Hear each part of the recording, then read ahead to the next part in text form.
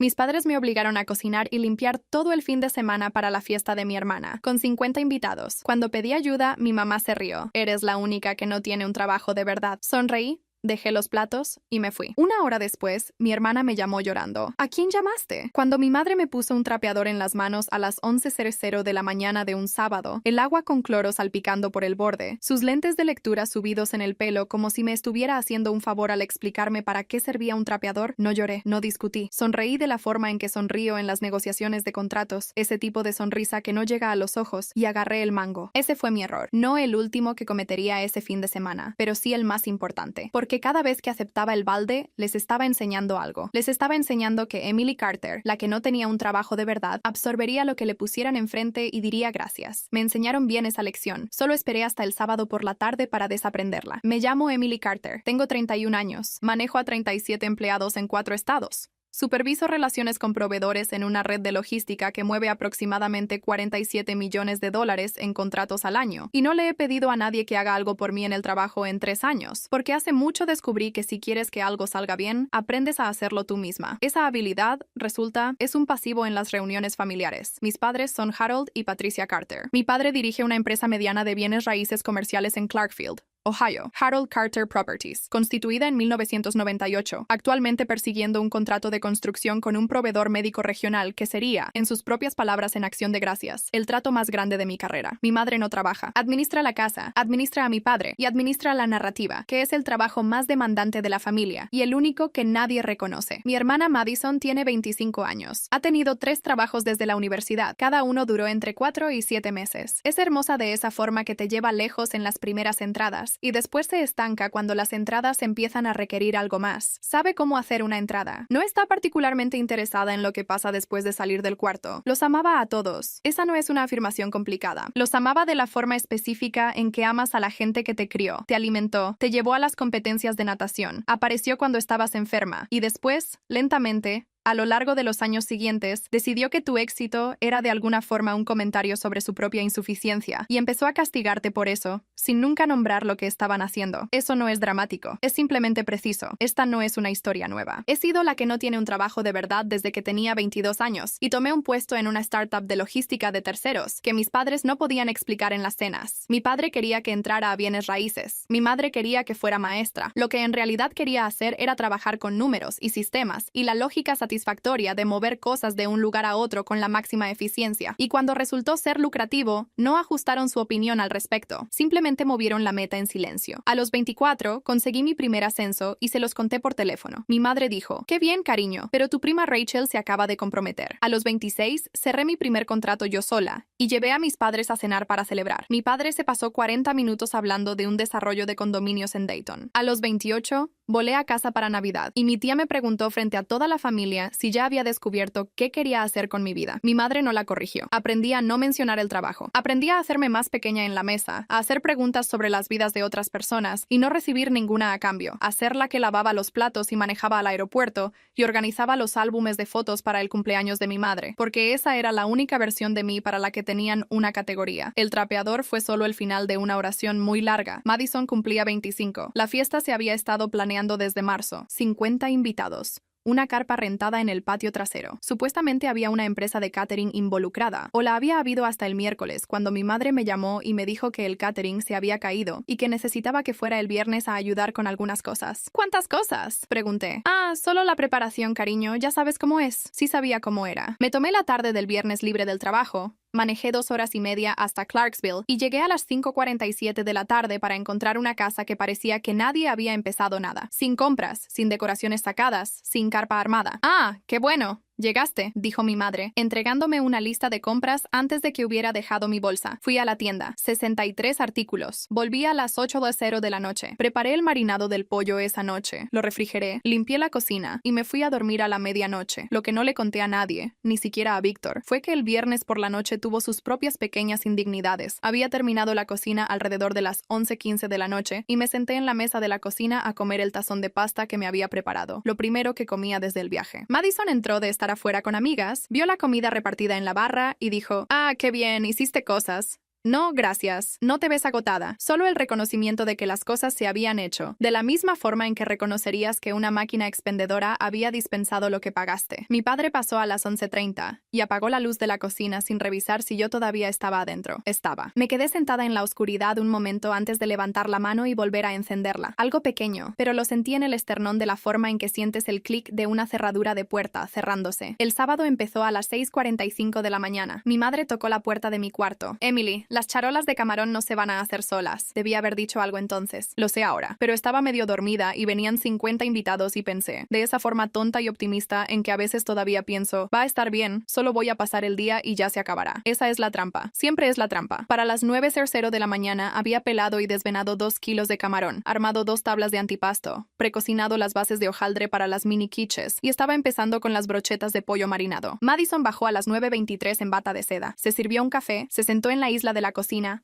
abrió Instagram. «Se ven bien», dijo, señalando las tablas de antipasto sin levantar la vista. «Gracias», dije. «¿Puedes empezar con la charola de vegetales? Los pimientos están en el cajón de abajo». Me miró de la forma en que un gato te mira cuando le pides que cargue el lavaplatos. «No puedo», dijo. «Tengo que estar fresca para mi fiesta». Volví a la estufa. A las 10:30 le pedí a mi padre que ayudara a armar las mesas plegables bajo la carpa. Estaba viendo un preview de fútbol americano universitario en ESPN. «En un minuto», dijo. El minuto duró hasta el mediodía, cuando armé las mesas yo sola. A las 11:15 pasó el incidente del trapeador. Estaba trapeando el piso de la cocina porque el piso necesitaba que lo trapearan y nadie más lo estaba haciendo. Y mi madre pasó y me entregó un segundo balde con una solución de cloro más fuerte para los azulejos del baño. ¿Puede alguien ayudarme?, pregunté, sin enojo. Lo estaba preguntando genuinamente, una solicitud sincera de verdad. Mi padre no levantó la vista de la tele. Mi madre se rió. No una risa cruel. Probablemente ella te diría, solo divertida, de la forma en que te divierte un perro que cree que puede abrir una puerta. ¿Ayudarte?, dijo. Cariño, eres la única que no tiene un trabajo de verdad. Me quedé parada en la cocina con agua de cloro secándose en la mano, ajo en el pelo por las brochetas, una mancha de lo que estaba casi segura era camarón en mi antebrazo izquierdo. Madison, todavía en la isla, levantó la vista de su teléfono, sonrió con suficiencia, volvió a bajar la vista. Algo dentro de mí se quedó quieto, no el silencio ruidoso de la ira, el silencio suave de una decisión. Me quedé parada ahí otros 30 segundos. Quiero ser honesta sobre eso. Parte de mí todavía estaba haciendo el cálculo, el que había estado haciendo toda mi vida adulta en esa casa. Si me voy, ¿quién limpia? Si me voy, ¿qué encuentran los invitados? Si me voy, ¿qué le dice mi madre a la gente? El cálculo era automático. El hábito de absorber las consecuencias era así de profundo. Pero después pensé en la semana laboral de 40 horas detrás de mí, las llamadas de las 6:00 de la mañana con el equipo de la costa este, el lenguaje del contrato que había revisado en mi teléfono en el estacionamiento de la casa de mis padres la noche anterior a las 11:45 de la noche, porque la fecha límite del suministro médico no le importaba a la fiesta de mi familia. Había venido en mi propio tiempo, les había dado mi fin de semana, y a cambio me habían entregado un trapeador y se habían reído de mí. El cálculo dejó de correr. Sé cómo se ve desde afuera. Una mujer en sus 30, exitosa, financieramente independiente, siendo mangoneada por su familia un sábado. Se ve como una elección. Se ve como un patrón que debía haber roto hace una década. Tal vez tienes razón. Tal vez debía haberlo hecho. Pero no desenredas 31 años de condicionamiento en el desayuno. Lo haces en ese momento específico y extraño en que el condicionamiento finalmente te muestra su cara completa y te das cuenta de que has estado pagando una deuda que nunca debiste. Ese momento para mí fue la risa de mi madre. No el trabajo, no la falta de sueño, no la sonrisa de suficiencia de Madison. Fue la risa de mi madre, ligera, refleja, despreocupada, como si la idea de que yo era la única con un trabajo de verdad fuera un hecho tan obvio que se había convertido en comedia. Yo manejaba a 37 personas. Estaba en términos de primer nombre con 3 oficiales federales de cumplimiento de carga. Había volado a Dallas en enero para renegociar un contrato de $2.8 millones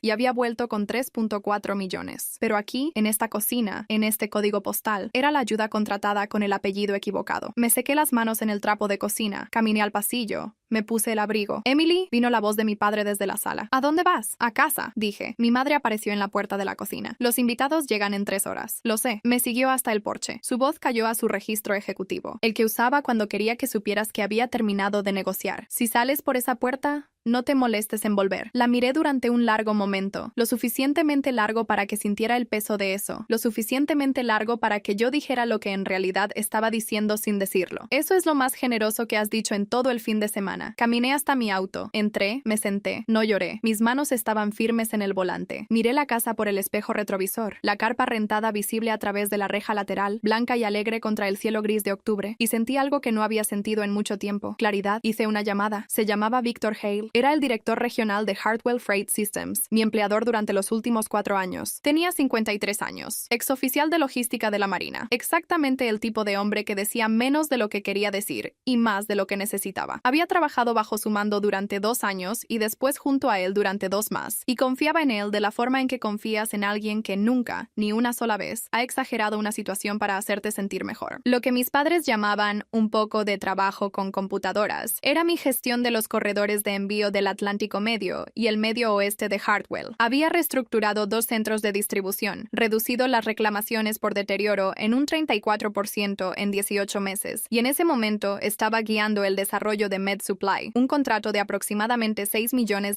a lo largo de 3 años, a través de su fase final de negociación. Mi padre sabía que yo trabajaba en logística. Nunca había hecho una pregunta de seguimiento. Llamé a Víctor a las 12:41 de la tarde. Contestó al segundo timbre, lo cual significaba que estaba o en el auto o solo en su oficina, cosa que solía pasar los sábados cuando estaba trabajando los ángulos de Med Supply. Conocía su horario. Eso era parte de mi trabajo. Emily, dijo, pensé que estabas en Clarksville este fin de semana. Estoy, dije. Acabo de irme. Le conté todo. Quiero ser honesta sobre lo que le conté y lo que no. No le pedí que hiciera nada. No lo enmarqué como una solicitud. Le conté lo que había pasado en esa cocina con el mismo tono que usaría para describir un problema de cumplimiento. Factual. Secuencial, sin editorializar, las palabras de mi madre, la sonrisa de suficiencia de mi hermana, el silencio de mi padre. Le dije que había estado cocinando y limpiando desde el viernes por la noche y que a las 11:15 de la mañana del sábado me habían dicho que era la única sin un trabajo de verdad. Víctor se quedó callado varios segundos. Después, Emily, ¿tus padres son Harold y Patricia Carter? Harold Carter Properties. Me cayó el estómago tan rápido que puse la mano en el tablero. Sí, dije. Tu padre llamó a mi oficina el jueves por la tarde. Me invitó a esta fiesta. Dijo que quería discutir el desarrollo de Med Supply. Dijo que tenía algunas ideas que quería compartir. Cerré los ojos. Claro que esa era la jugada. Tu padre llamó a mi oficina el jueves por la tarde. Me invitó a esta fiesta. Dijo que quería discutir el desarrollo de Med Supply. Dijo que tenía algunas ideas que quería compartir. Cerré los ojos. Claro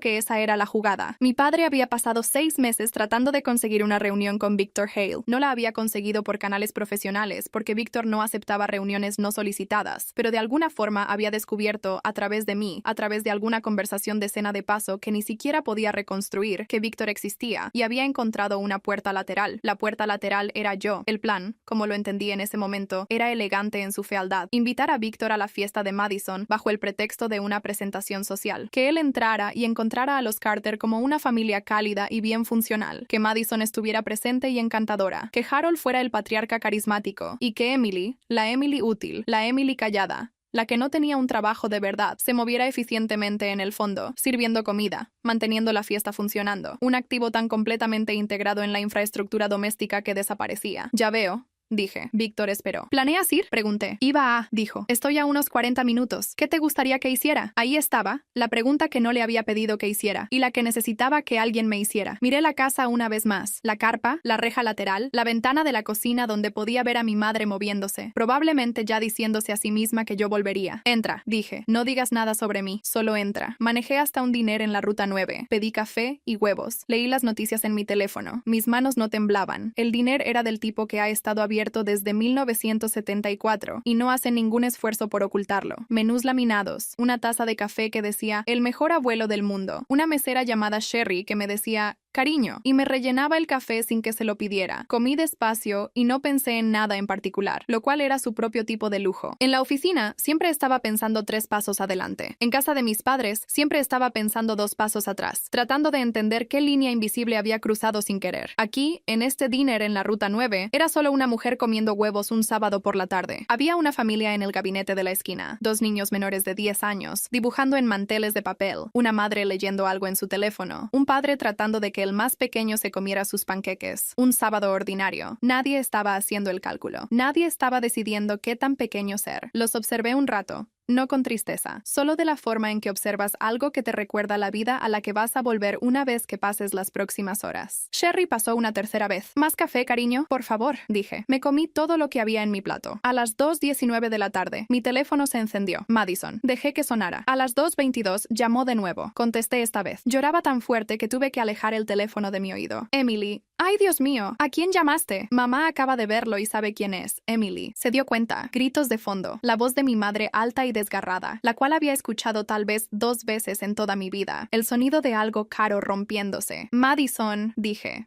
respira. Papá está ahí con él ahora mismo y está hablando del contrato, y Víctor solo se queda ahí parado. Emily no lo va a hacer. ¿Por qué no dice nada? Porque Víctor no negocia con gente que le miente, dije. Es muy consistente con eso. Silencio. Emily, su voz era diferente ahora, más pequeña. ¿Qué le dijiste? La verdad, dije. Solo la verdad. Empezó a llorar de nuevo, pero era un tipo de llanto diferente. El tipo que no tiene nada que ver con la fiesta. Puse mi teléfono boca abajo en la mesa. Terminé mi café. Dejé una buena propina. Esto es lo que fui armando después. Del relato de Madison, del relato de Víctor dado en nuestro resumen del lunes por la mañana, y del mensaje de voz que mi padre me dejó a las 3:07 de la tarde que todavía no he borrado. No porque planee usarlo, sino porque a veces necesitas prueba de que algo realmente pasó. Víctor llegó a la fiesta aproximadamente a la 1:15 de la tarde. Fue presentado a mis padres por un conocido mutuo que mi padre aparentemente había preparado. Tenía una copa de agua con gas. Fue, según todos los relatos, agradable. Elogió la organización, la comida especialmente, que mi madre aceptó con la gracia de alguien que personalmente se había esforzado por ella. Mi padre, después de unos 20 minutos de calentamiento, llevó a Víctor a una esquina tranquila de la carpa con una carpeta. La carpeta contenía una propuesta para el desarrollo de MedSupply, no un resumen. Una propuesta detallada de 15 páginas sobre cómo Harold Carter Properties podría servir como enlace de bienes raíces local para la expansión del centro del medio oeste de Hartwell Freight. Víctor miró la carpeta, miró a mi padre. Dijo, muy educadamente, Harold, quiero asegurarme de que estamos en la misma página. ¿Te acercaste a mí directamente o pasaste por nuestro equipo regional de cuentas? Mi padre dijo que se había acercado directamente, a través de una conexión personal. Víctor le pidió que aclarara quién era esa conexión personal. Larga pausa. Mi padre dijo, mi hija, Emily. Víctor dijo, ¿Emily Carter es tu hija? Mi padre dijo, sí. Víctor dijo, y quiero ser precisa aquí porque esta es la frase que rompió algo en la casa de mis padres, y quiero darle el peso que se merece. Emily Carter es mi directora regional más valiosa. Ella maneja la cuenta de MedSupply que estás proponiendo apoyar. La ha estado manejando durante 2 años. Y esta mañana estaba trapeando el piso de tu cocina. Mi madre, que había estado rondando cerca, dijo algo. Víctor no respondió. Le agradeció a mi padre la invitación, puso la carpeta sobre la mesa y se fue de la fiesta a la 1:47 de la tarde. Lo que escuché después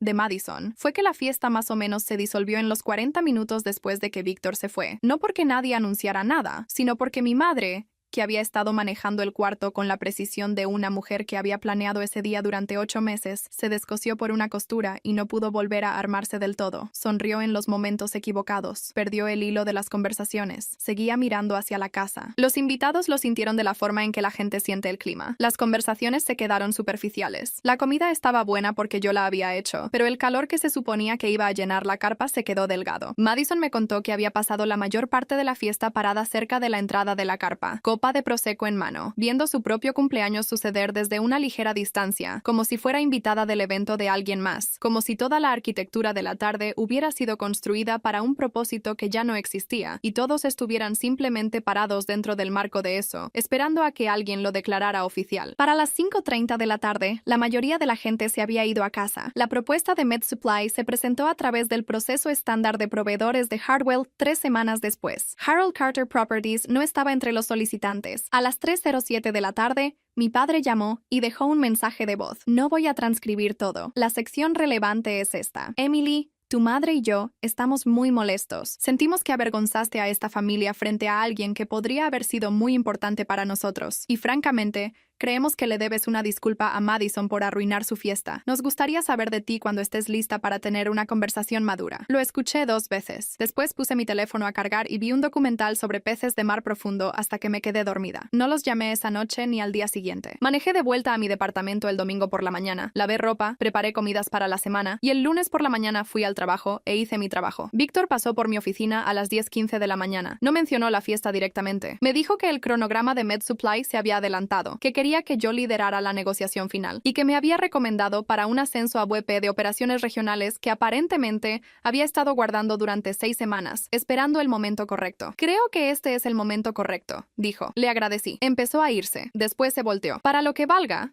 dijo, llevo haciendo esto 27 años. La gente a la que le entregan el trapeador casi nunca es la que se lo merece. Lo dijo de la forma en que decía la mayoría de las cosas, neutral, directo, sin esperar una reacción, y después se fue. Me quedé con eso unos 3 minutos. Después abrí mi laptop y volví al trabajo. Mi madre llamó un martes. 11 días después. Contesté porque para ese momento ya había decidido cómo quería manejar esto, no con silencio, que es su propio tipo de guerra, y no con confrontación, que le habría dado un escenario, solo con honestidad, la misma honestidad que le había dado a Víctor por teléfono en ese estacionamiento. Quiero disculparme, dijo, lo cual no era algo que la hubiera escuchado decir jamás en exactamente esa configuración de palabras. Esperé. No me di cuenta. Se detuvo. Empezó de nuevo. No sabía qué hacías. ¿Cuál era realmente tu trabajo? Tu padre y yo no teníamos idea. Y ahí estaba. La disculpa que en realidad era una explicación. El arrepentimiento que en realidad era solo una recalibración de mi valor de mercado. Mamá, dije, sé que no lo sabías. Ese en realidad no es el problema. Silencio. El problema es que no debería importar. No deberías tratar a tu hija como mueble porque piensas que tiene un trabajo pequeño. No deberías entregarle un trapeador y reírte cuando pide ayuda. Eso no tiene nada que ver con mi salario o mi título. Tiene que ver con cómo me ves. Mi madre se quedó callada durante mucho tiempo, lo suficiente como para que pensara que tal vez de verdad lo estaba escuchando. Avergonzaste a tu padre, dijo. Colgué. Me quedé con el teléfono en la mano un minuto. Después lo puse boca abajo en la barra de la cocina e hice una taza de té. Earl Grey, del que viene en la lata azul, que me compro yo misma y que nadie más toca. Tenía una regla que no me había articulado oficialmente a mí misma hasta ese momento. No volvía a comprometerme en conversaciones que acababan de revelar su techo. Mi madre había encontrado la pared y había presionado la palma plana contra ella y había dicho, avergonzaste a tu padre con la intención de que fuera un argumento de cierre. No quedaba nada útil en esa llamada. Suena frío cuando lo escribo, lo sé, pero entender las limitaciones de alguien no es lo mismo que rendirse con esa persona. Puedes amar completamente a una persona y aún así saber exactamente cuánto puede estirarse su amor por ti antes de que vuelva por defecto a la transacción. Mi té estaba listo. Lo bebí parada junto a la ventana. Esto es lo que pasa con una familia que funciona a base de jerarquía. Cuando te remueves del fondo de la jerarquía, todo se tambalea. No hay Emily para absorber el trabajo,